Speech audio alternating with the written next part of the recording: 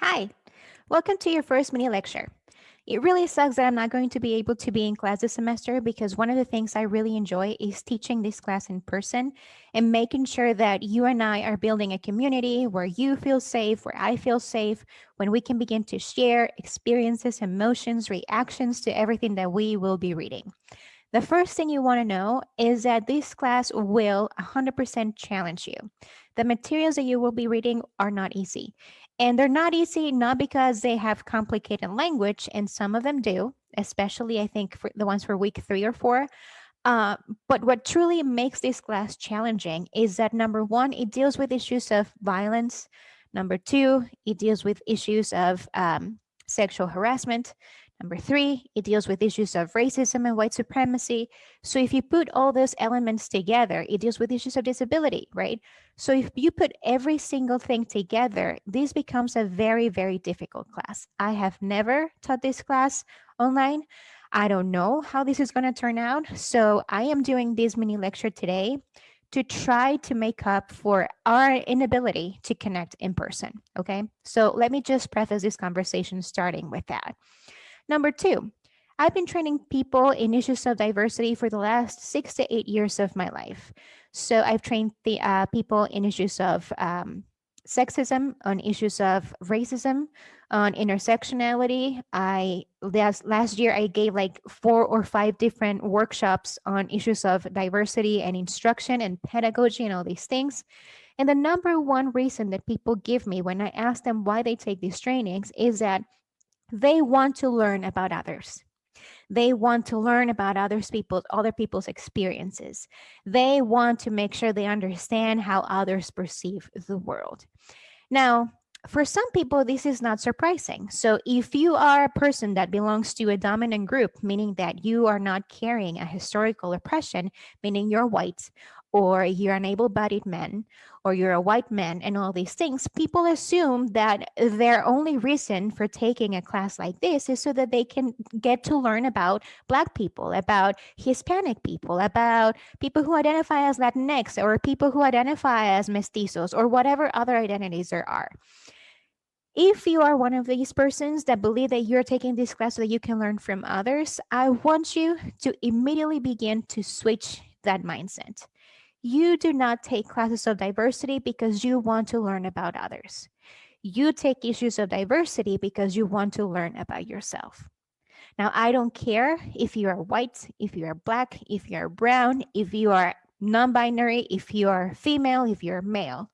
This class is designed and intended so that you learn more about yourself, how media has impacted your perspective about yourself and who you are, and what you perceive of others. And when we're talking about these structures, how you ultimately want to navigate life, knowing what you will learn in this class. So, this is how this class has been designed. So, let me start there. Now, this week, you will be learning about narcissism. Now, by now, I'm sure that you have at least one time heard somebody throw the word narcissism out there. It's because maybe somebody got angry with their partners and like, he's such a narcissist. He never listens to me. Or it's all about themselves. Or he's such a narcissist. He's taking selfies all the time. So, narcissism is a word that is being thrown around right now. By now, you also know that I put a lot of emphasis on self care, mental health, and all these things. And because I've been training people on these issues, not on mental health, but on issues of diversity, I want to be very careful in the ways in which we engage with language. So if we say narcissism, let's talk about what narcissism actually is, right? Because most of the times we're not referring to actual narcissism, the clinical definition of them. We're talking about the everyday narcissistic traits that 99% of us have. And why do we have them? Well, arguably, as you will learn in this class, because we've been socialized to kind of be a little bit narcissist, right? So if you're talking about academia, think about it. It's all about you. It's all about how good you're doing. It's all about your grades. It's all about your performance. It's all about what you can accomplish. It's all about whether or not you go to the best colleges, whether or not you are able to apply to a grad program, whether or not you're able to get that internship. So it's you, right? So how many times do we emphasize the need for collective collaboration, for example, the need for dialogue and understanding in communities, the need for service, right? Even when we think of service, we sometimes frame it as a way of how can this service look good on my resume? And then we turn it again and it's all on us. So there are multiple papers, multiple articles, multiple books written through all of the social sciences, communication, psychology, um, sociology, anthropology, that are dealing with this issue of everyday narcissism and how, because of the stage in which we are at in terms of capitalism, in terms of scarcity, in terms of all of these things, how we pretty much are indulging in narcissistic traits, right? They're not necessarily healthy, right? They're not even serving us. Like we think that narcissistic traits are because people want to do better by themselves and it's all for them. And it's actually not how that works. So I want you to start there, right? Once you understand all of these traits and you begin to think about how many of these things have been reinforced through media, through your friends, through your upbringing, and all of these things, then we can probably engage in more honest conversations about media. And that is my goal. So that is the introduction for the mini lecture, right? From here on, I want you to approach every single chapter, every single documentary, every single movie in terms of how does this relate to me?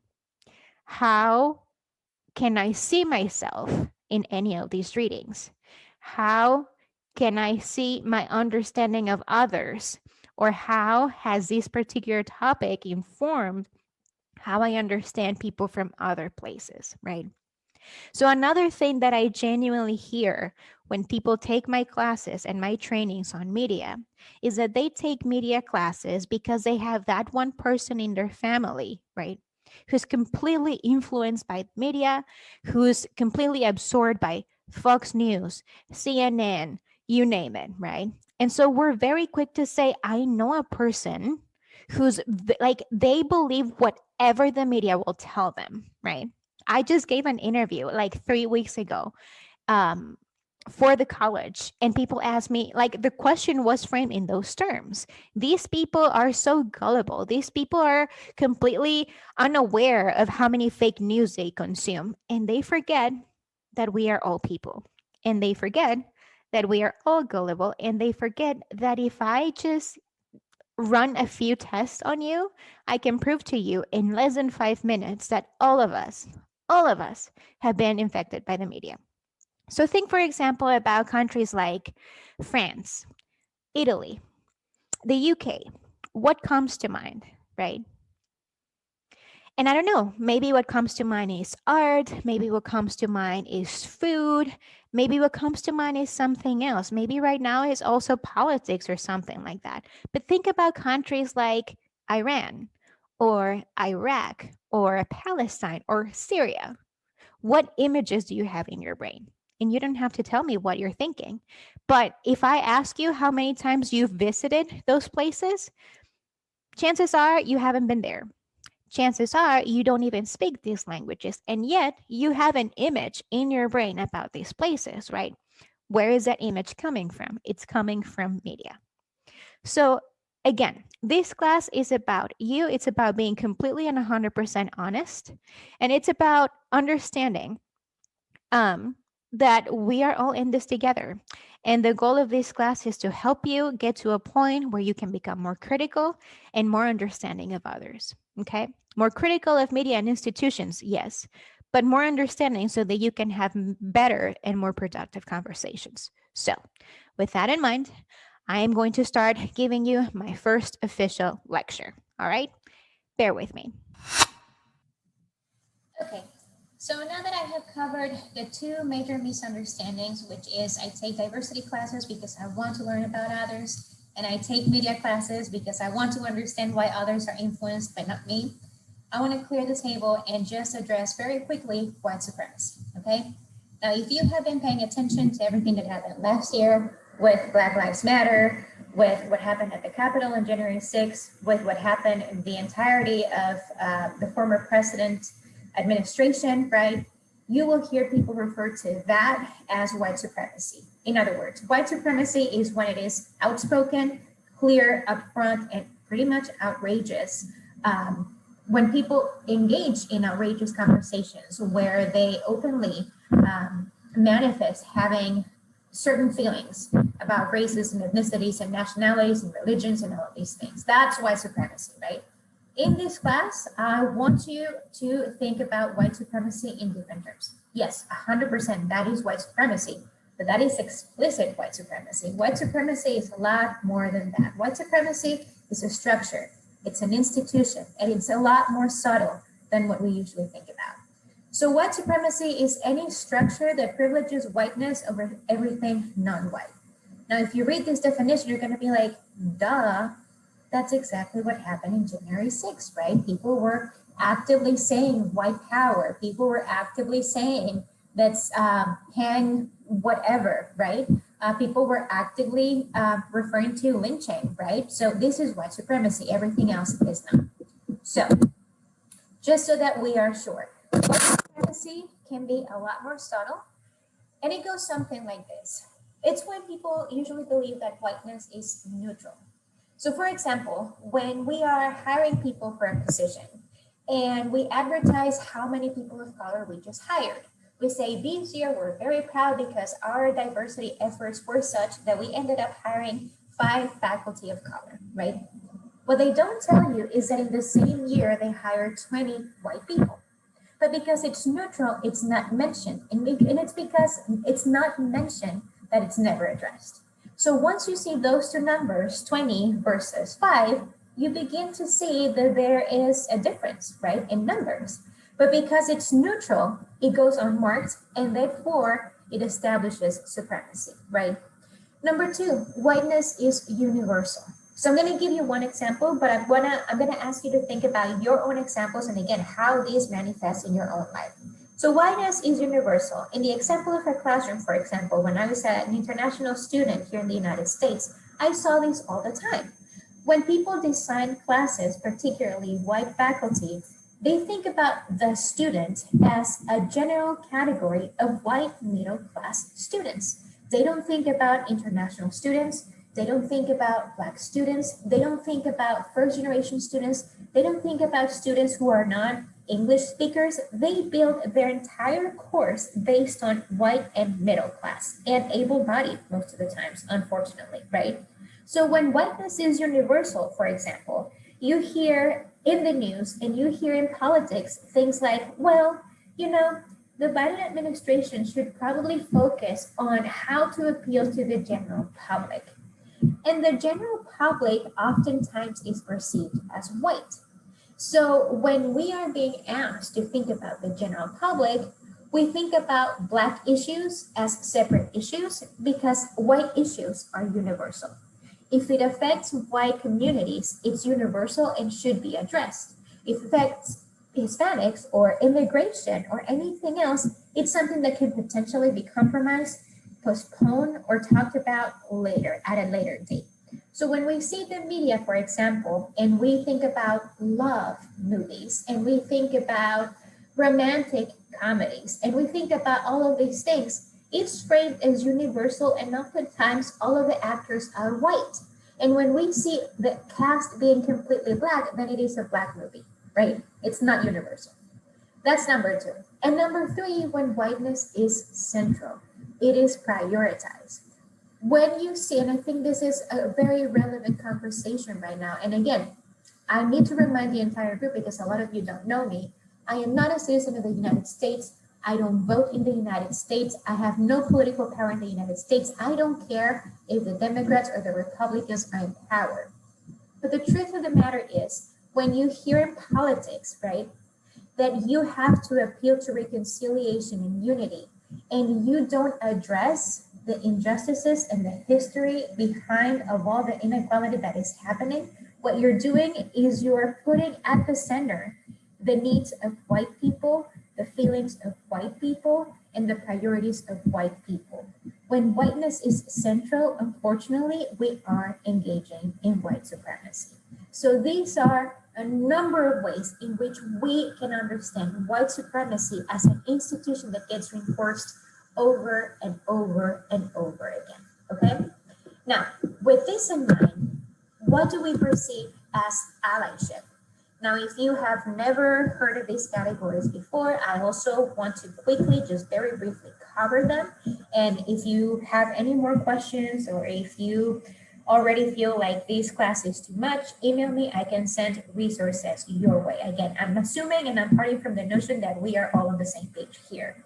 Number two, notions of allyship. So oftentimes, and this is what's funny to me, people think about these categories in the same way that we think of horoscopes, for example. And they will say things like, oh, I am totally a silent ally, right? As if that's a form of identity. And what I want you to think in this class is that silent allyship, savior allyship, and performative allyship are not necessarily allyship. Allyship engages in anti-colonialism. Allyship engages in anti-racism. Allyship is risk a lot of times, right? But that is the only way you can actually call yourself an ally. Now, if you're not there, that's okay. Let me explain to you what the other categories are. Again, I'm going to give you examples that refer to my own life and that I have seen played out in my own experiences as student and as faculty. You can come up with your own examples. But as you're thinking about narcissism and the 5 myths of narcissism and the insecurities and the upbringings and the values that have been reinforced all around us, right? Think about these categories as well and how these two relate to each other and what dots you are connecting in your own brain, okay? So silent allyship. So imagine that you are in a situation where there's a Black student in the classroom and the professor says something very inappropriate, right? You are appalled. You are not Black, you don't identify as Black, but you can identify that that was inappropriate and that was oppressive and that was potentially violent, right? You don't say anything. Why? Because, well, that's still the professor and you want to do well and you're afraid of your grade, but you saw it, you catched it, but you don't say anything. At the end of the class, you walk to that Black student and you say, you know what, that's very messed up. I saw what happened, you know? That is a silent allyship. In the moment, right there, when violence was happening, you didn't say anything, right? You didn't risk anything, you didn't move, you didn't engage in any forms of activities. You saw that, and yeah, I mean, you came to that person and validated the fact that that had been inappropriate, but at the end of the day, you remained silent. That's one category, okay? Number two, savior ally. So you have the same scenario, same thing happens, but now you confront it. You stand up immediately, you call out the professor, you say a number of things, and then you go to the dean, and then you file a complaint, and then you go to social media, and then you make sure that everybody else around you know that this professor made a mistake and all of these things, right? Now, this Black student comes to you and says, you know what, I appreciate what you're doing, but actually, I don't want this much noise around me because that's dangerous to me as a Black student on campus. So I'm gonna ask you to just stop. And your immediate reaction is, how dare you? I was trying to help you. I was trying to do something for you. I was using my privilege to help you. You are in this category of savior, okay? Because at the core is ultimately how you are perceived by yourself, is what you want to accomplish, and you are putting yourself in the driving seat of that car, not the person you're helping. So that's savior. Number three, performative. So performative is kind of like in the middle between silent and savior. Performative is, oh my God, I cannot believe all these videos about police brutality. I'm gonna go and I'm gonna protest for Black Lives Matter. I'm gonna get the shirts. I'm gonna get all of these things. But as soon as something happens in your immediate circle, right? Say you are about to get an internship and the person says something very inappropriate to you, but you really, really want this internship, right? You let that go. And you let it go, even though you have all of your t-shirts, even though you were protesting over the summer, even though you were because ultimately there was something in it for you that you were not willing to risk. So that is performative. At the end of the day, you weren't truly an ally. Anti-colonial, anti-racist ally means that number one, you understand that racism is historical, that has its roots in so many years ago, that it's everywhere. You understand that you've been raised in a community, in a country, in a world that has instilled these ideas in your brain that make you think that whiteness is a neutral category, that whiteness is a normal category, that whiteness is just there, unmarked and centered, and that's okay because it's how things are. So once you understand those colonial traces, you begin to challenge them, and you begin to challenge them within yourself. Anti-racist is the same thing.